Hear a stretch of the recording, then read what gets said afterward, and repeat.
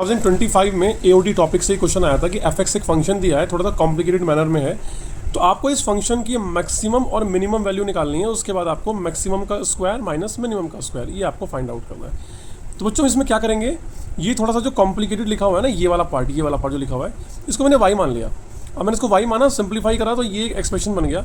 अगर आप ध्यान दें कि हमारा जो एफ एक्स फंक्शन है, ये जो एफ एक्स फंक्शन है, ये मैंने y मान लिया तो ये इस टर्म में आ गया। तो बेसिकली ये क्या है, ये x y और 7 और 4 इन दो पॉइंट के बीच में डिस्टेंस का स्क्वायर दिया हुआ है। डिस्टेंस का फॉर्मूला अगर आप लगाएंगे तो ये उसका स्क्वायर है। तो बेसिकली ये डी स्क्वायर है, तो हमें एफ एक्स जो है ना वो डी स्क्वायर है, तो डी स्क्वायर हमें मैक्सिमम करना है। तो इसका मतलब ये हुआ कि x कॉमा वाई की 7,4 से डिस्टेंस मिनिमम और मैक्सिमम हमें निकालनी है। तो हमने क्या किया कि जो y हमने माना था उसको स्क्वायर करके हमने सर्कल क्रिएट कर लिया। तो बेसिकली ये सर्कल नहीं है, एक सेमी सर्कल है। तो सेमी सर्कल इस टाइप से बनेगा। हमने इसका ये वाला और ये वाला पॉइंट भी निकाल लिया इसको सॉल्व करके कि कहाँ पर ये जीरो हो रहा है, 8x माइनस एक्स स्क्वायर 12 कहाँ पर जीरो हो रहा है। अब ये जो 7,4 है इस सर्कल पे रखने पर पॉजिटिव वैल्यू आ रही है, इसका मतलब आउटसाइड पे होगा।